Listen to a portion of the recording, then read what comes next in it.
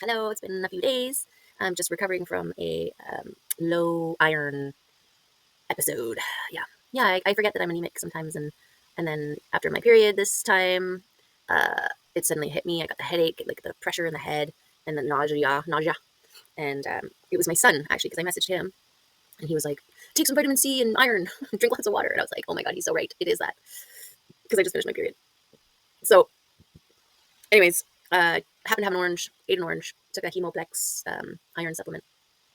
And yeah, I've been feeling better. And it reminded me I'm supposed to be taking regular supplements of iron, and I forget. Okay. And then I move on with my life thinking everything's fine. And then my body's like, guess what? It's not.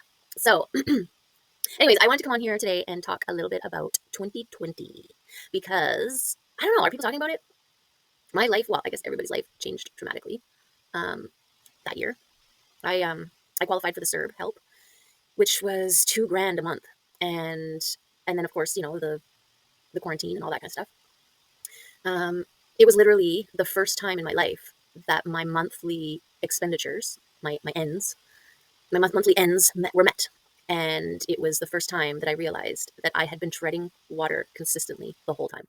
Um, and yeah, I never had that feeling of everything being covered before, not having the stress of where's my money coming in, how's money coming in.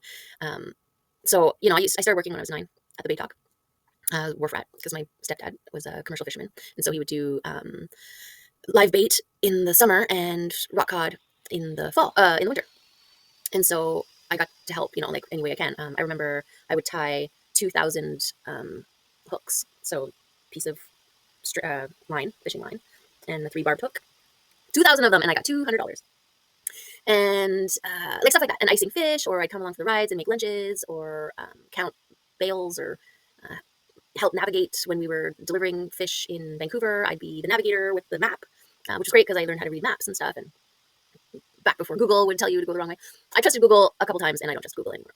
Yeah, it brought me to a road one day that had ended, and it continued like over here, but it was like keep going straight, but there was nothing. Like I couldn't, and I'm like, Google, what the hell? Anyways, it failed me. Failed me once, you're out. Anyways, where was I? I digressed too much. So back to working at 9.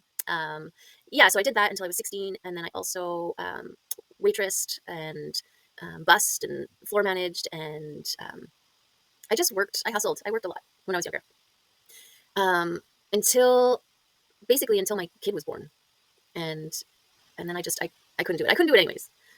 I hadn't found something that was stimulating enough, right? Like it was like stabbing me in the eye, um, to sit there. It didn't matter. You could be paying me, $100 an hour to just sit in a room staring at something or pressing a button or doing something like that. I'd rather not. I'd rather not. So I like to mix things up, stay active. And actually, the last job that I worked was I was the hostess and the bartender, but the place wasn't busy. And so, to keep myself busy, I'd clean shelves, I'd go in the back and I'd sous chef for the cook, let me chop something. I'd do dishes. I would just try to keep myself busy by walking around doing whatever needed to be done, which I ended up doing the manager's job. And the manager would just sit and in the back and drink coffee and chat with the chef the whole time. And then there was some, he was flirty with one of the waitresses, and she would bring the bill to her table and then walk with her table to the till and ring them out. And he came up to me and he's just like, "Why is she ringing out her own tables?" Because that was my job. And he's like, "You're supposed to be doing that." And I'm like, "Well, she's walking with them and then doing it while they're continuing to talk. Like, do you want me to just barge in there and be like, okay, I got this, get out of here,' and just, like, that doesn't seem right." And he's like, "Okay, I'll talk to her." So on her break, they go into the back to chat, and they're flirty, whatever. So I'm covering the front as usual, doing everything, and then I suddenly get hit with a sinus thing. I'm like sneezing uncontrollable. Something's in my nose, and I can't stop. And I'm like, my eyes are watering and everything. And they've already gone past the like 15-minute break, right? So I go back there and I'm just like, "Hey, Bill was his name, the manager, or the manager." I'm like, "Hey, Bill, when you come back, could you seat for a minute till my sneezing stops, so that I'm not sneezing on customers when I seat them at their table?" And he's like, "You know what? Why don't you just go? We can manage without you. You don't do anything anyways," or something like that. And I was like, "What?" Because damn straight, I did everything. I was doing his job as well. And I think that was the problem, right? So I'm like, okay. And I walked over to the thing and the sign out sheet. And the sign out sheet was like reason for leaving or whatever. And I just wrote, "I quit." And I walked out of there. And I ended up literally walking um, probably 5 kilometers home as well after that. And my feet hurt. But anyways, so yeah, I had a hard time working with other people. And then I don't know, I feel like because I'm like I do a lot and I can do a lot, I think it's like threatening to some people, and so they don't want to hire me in. It's like if you've got some people who are the superstars, they don't want to hire another superstar because then they're no longer the superstar. Maybe, I don't know. That sounds weird because it feels like I'm more of a superstar than you are. But I'm just trying to figure out like what I feel, which is people feeling threatened by me, and then nobody hiring me. And it's not because I'm not capable. Like, I am capable. I can do a lot of things. Well, I can also, some things it's very hard for me to do as well. So I don't know. I get fast. I get systematic, right? So I like to work out systems and stuff. And then, okay, that wasn't my last job because I also worked a waitress at this fast paced place. And that was great. Working fine, keeping busy, doing all the things, got super fast. Hold on a second. Okay, so I started working at this little diner or whatever. What's this tiny here? And I had told the guy, honestly, why I had quit the last job, because I was underappreciated. I was like, I worked hard. I did a lot of stuff and I was underappreciated. The guy basically was like, you do nothing. And so I'm like, well, I'm not going to be somewhere where I'm not going to stay somewhere where I'm not acknowledged or whatever. Right. Like, so now this owner of this new place, I was getting like people, like regulars that would come to this diner were warning me about this guy. They were like, just be careful and watch out for this guy and blah, blah, blah, blah. And he has this tendency of basically screwing people over. Right. And I found out the day after I got hired that I was pregnant. And so I told him right away because it was right at the beginning and I wanted full transparency because that's who I am. And I'm like, so I'm looking for, like I need a certain amount of hours for maternity or whatever. Is that something that you will be able to do for me? Because if not, then I got to go and, find somewhere else. And he was like, oh yeah, no problem, no problem. And I'm like, okay. And so when people were warning me about him, I was like, no, we're good. Like I've had good chats with him and, full disclosure and everything's good and blah, blah, blah. And they're like, okay. And then he had me training a new person. And this new person was slow. Like I was just like, no, you got to be faster, like showing them on the calculator because that was back in the day where we had to like add up the bills with the calculator. I'm like, just get it in there and blah, blah, blah, blah, and here's the system and blah, blah, blah. And she was kind of slow or whatever, but I did my best. Like I was a good trainer, right? And then I came to work the next week and to look up the schedule, the next 2 week schedule, and I wasn't on it. And so I'm like, what the fuck? Why aren't I on the schedule? And so I go up to him and I'm like, hey, I noticed that I'm not on the schedule for the next 2 weeks. And he's just like, yeah, you don't really do anything. Or like he started repeating almost verbatim what I told him was the reason why I quit the old. Like basically he was telling me you might as well quit. And it was right at the 3-month line. So back in the day, I don't know if it's like this anymore, but there's like this 3-month period where you can hire somebody and fire them or let them go without any reason. After 3 months, then it's kind of like, what do you call that? When you're married to somebody after you've lived with them for so long, the same things apply as being married, common law. It's kind of like that, I think. So after 3 months, there's like a little bit more of a binding process where you have to like have a good reason to let a person go. You have to start giving them a certain amount of something. I don't know, like there's some confines. So this is what they were warning me about, that he had a few key people that he kept on for the year or whatever, but the rest were just floaters that he would bring in for 2.5 months and then rotate. And I was so mad because I knew exactly what he was doing. It was exactly what everybody had warned me about. And at this time, I'm like also 3 months into my pregnancy. So starting to show. And yeah, and it was like, I think it was just before Christmas or something like that.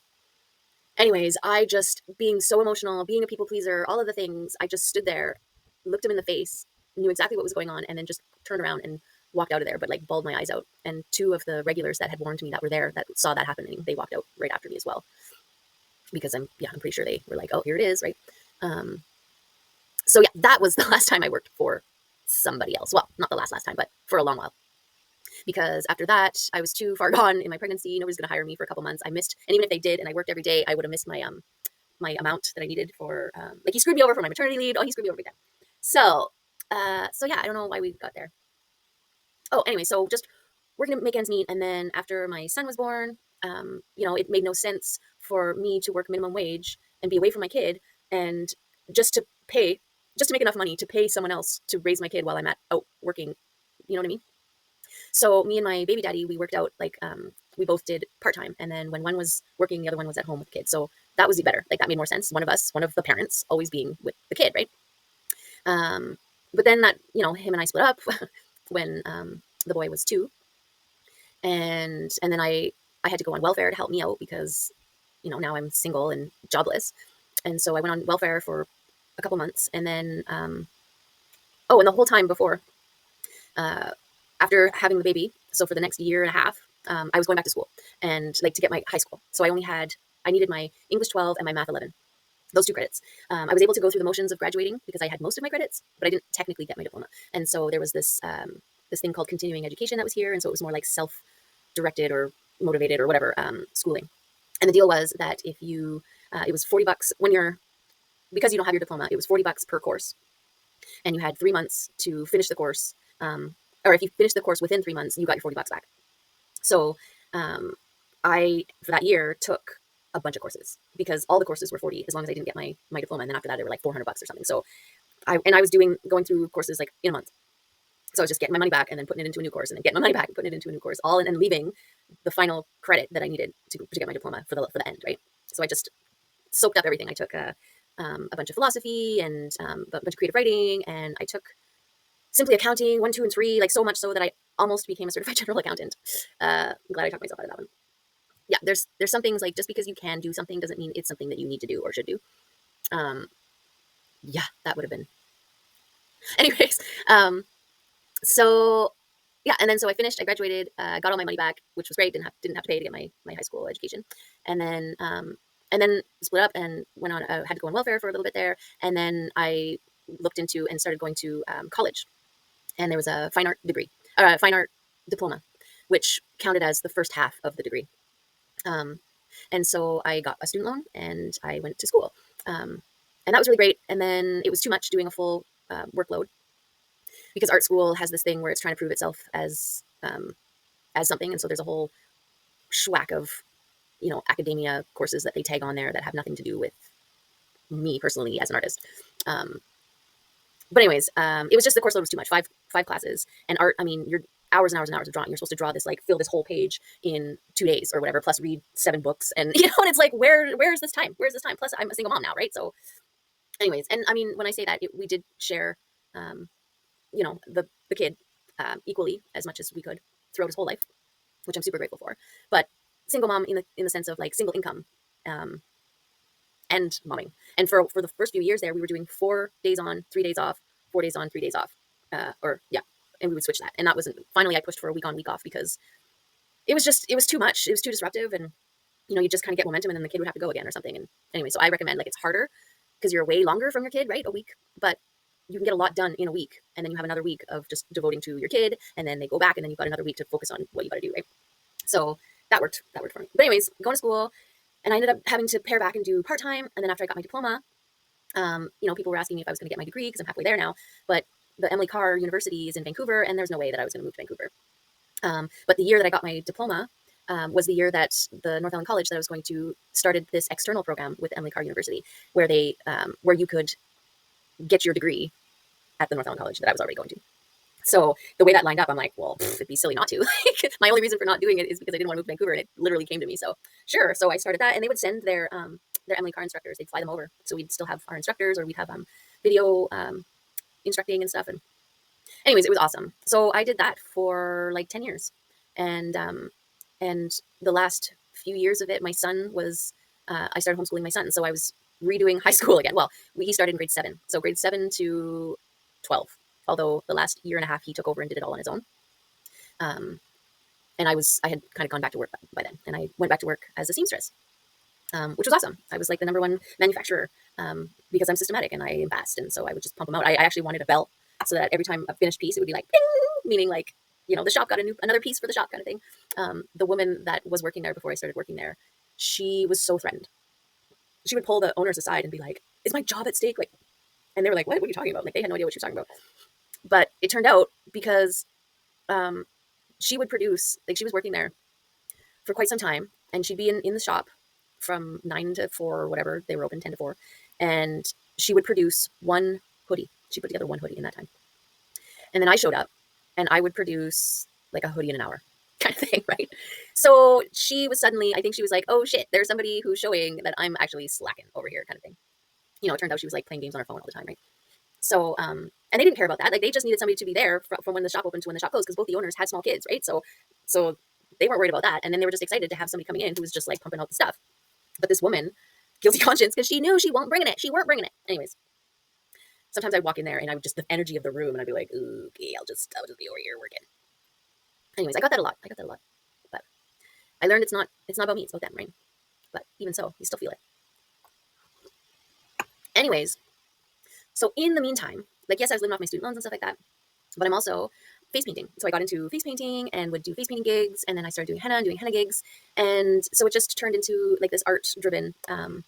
Also, when I was first getting my student loans and stuff, I was also just getting into the body painting and the art and the face painting, and so I was traveling around and going to body art competitions and conventions and stuff like that, and learning the trade. And after a couple of years, realizing that I was making absolutely no money in this field, just throwing money at it, I had to stop doing that.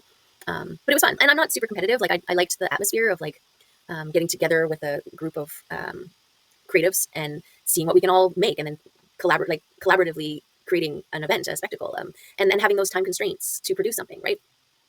So that part, the process, is the part that I really liked about it, but the competition part, not so much. And then, yeah, I finally won first place and was finally going to get some money back after all these years of competing and throwing money at it. And then when I went to collect, the organizers told me that they were just going to hold on to it and put the money towards the next event. And I, in my people pleasing time, was like, oh, okay, and then left, just let that slide. And then I felt really, after processing and stuff like that, just being like, no, what the? And I wrote them a letter and was like, listen, and just like laid it all out, basically all the stuff that I should have said right then and there. And the prize, I mean, it was only $500, right? But it was still $500 for somebody who's been throwing money, and $500 for a single mom. That's huge, right? They sent me a check for $150, and yeah, it was a very much like an fu, slap in the face. I don't even know, but you know what? I was broke. I'm a single mom, so I freaking cashed that check. I wish I could have just ripped it up and been like, screw you or whatever, but money's money, right? But yeah, I literally, after that was it. I'm not putting my time or effort towards that. That pushed me right out of the industry, basically. I'm out. So I haven't gone back, but I got a picture. I got a picture of and a trophy that I ended up giving to my model because I couldn't pay her, right? Any of the winnings that we got. So I just gave her the award. So yeah, I have a picture. But anyways, memories, right? Memory building. I got a good video. It's on my website. So how did we get there? I think I lingered too long on that. Then so I'm trying to make a living being there for my son, for homeschooling and all that kind of stuff.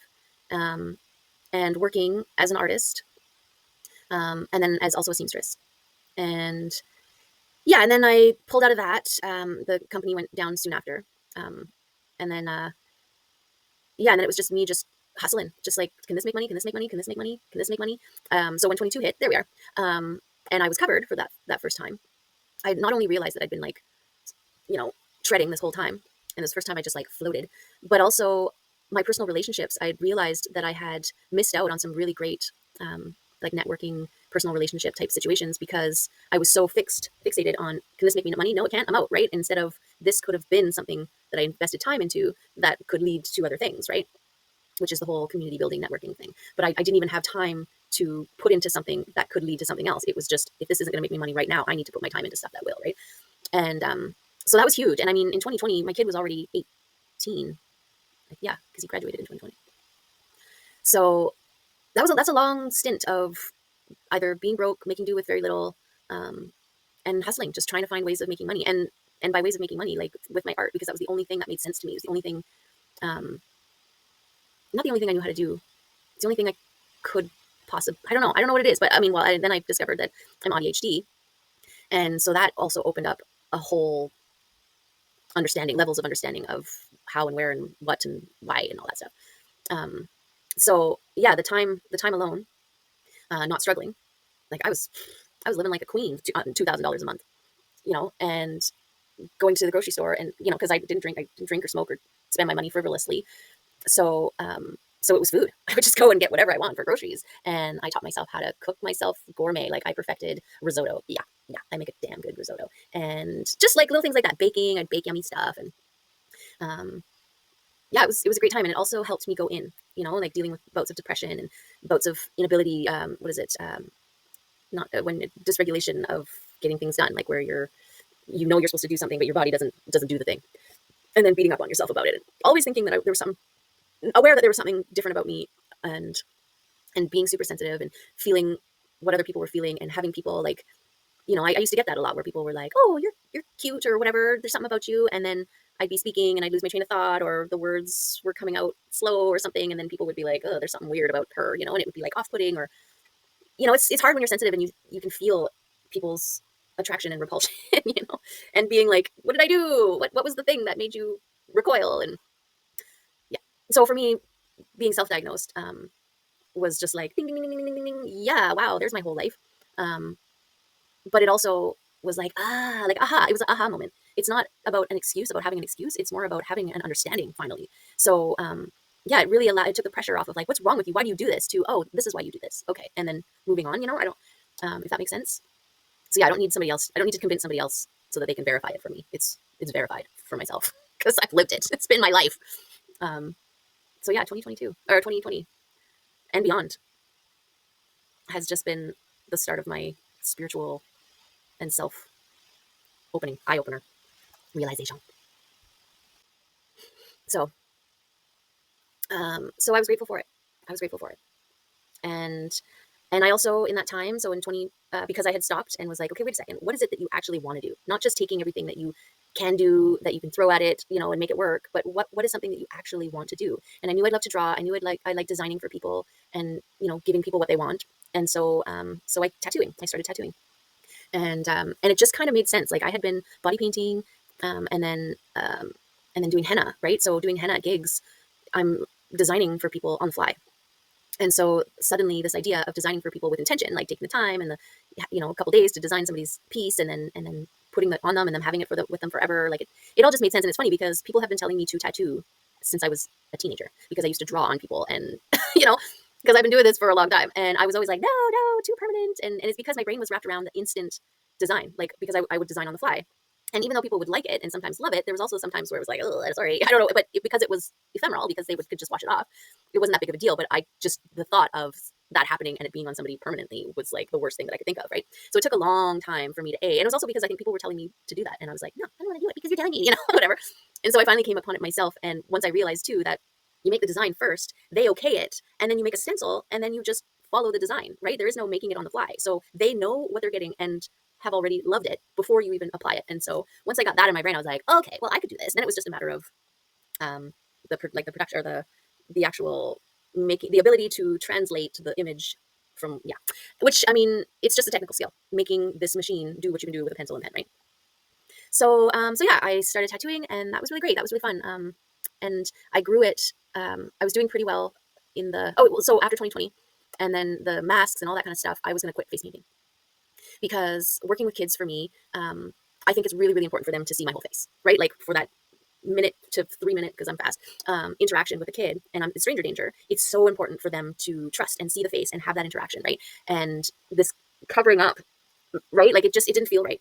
And I also it didn't feel right to argue to have my face exposed because you're dealing with a plethora of people and all their fears and anxieties and, conditioning and whatever. And so anyways, I just was like, I'm out, I'm not gonna do that anymore. But then in 2021, the fall, 2021, I think, I started getting calls for birthday parties, and it was just coming in, like, because I had put in so much time before as the face painting lady. They were calling me, they were coming at me, and I was like, okay, well, maybe I'll just do it privately. Like just when people hire me on the side for birthday parties and stuff, I won't do it at markets and festivals anymore. And yeah, that it was enough to keep me going. And then I was also working on the side as a seamstress. And so I was able to grow my tattoo organically without that, like, I need to make money off of this, which was really, really nice to be able to do. I do feel like I've dropped the ball a little bit on it because I'm not really good at like selling myself, and I was hoping for more of like an organic referral type situation. Like I'm not advertising myself because I just do it privately out of my home, right? And I'm not like a regular tattoo shop where somebody can just walk in off the street, point at something on the wall and get it done, right? Like it's more of a private tattoo artist. Like we meet outside of the home, we discuss, I start designing and you're involved, I show you back and forth.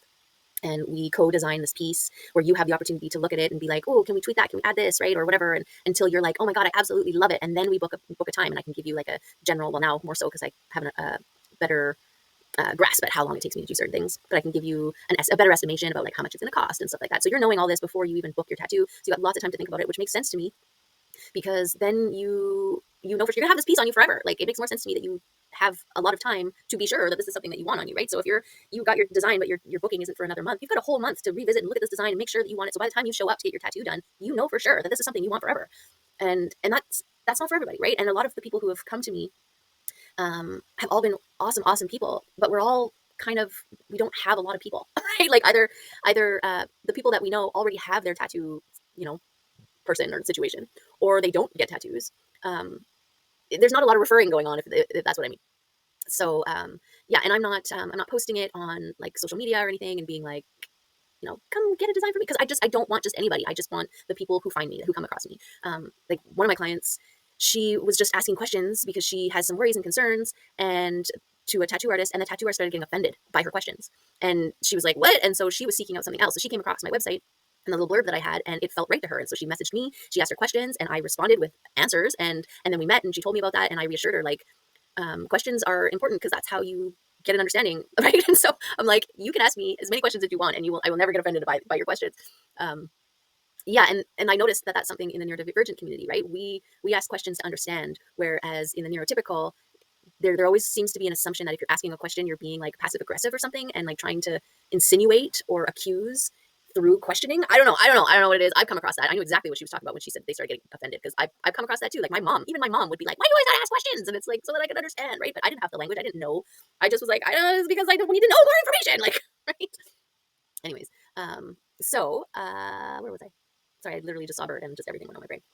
This is getting pretty long though. I'm going to super speed it up so that it's not as long as it actually is. And if there was anything in there that we touched on that you want to hear more about, then let me know, because I don't even remember what we talked about anymore. I think we started talking about 2020.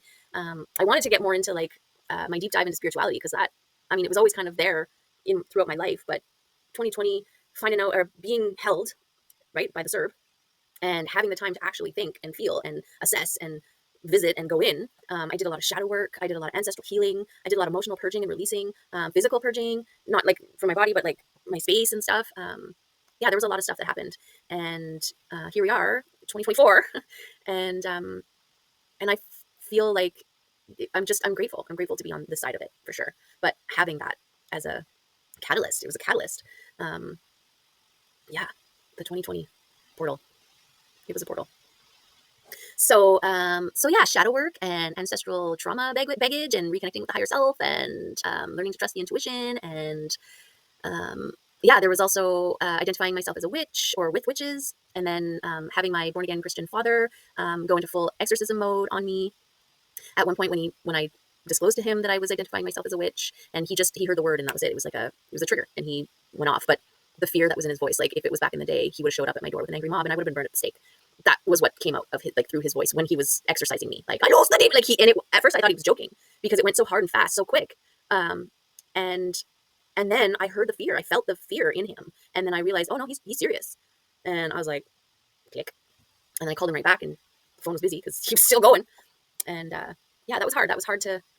But I think it was. I mean, it's all part of it, right? And I think that really was an eye opener that made me more so identify with witches and what they had to deal with back in the day, and even what we're dealing with today, right? Because yeah, the 2020 thing and the being vaccinated versus not being vaccinated, it was all feeling very witch hunty. And so yeah, it's interesting how these things come through your life, or these experiences come through your life. They're all part of this path, right, that we're on, that slowly reveals itself as you go.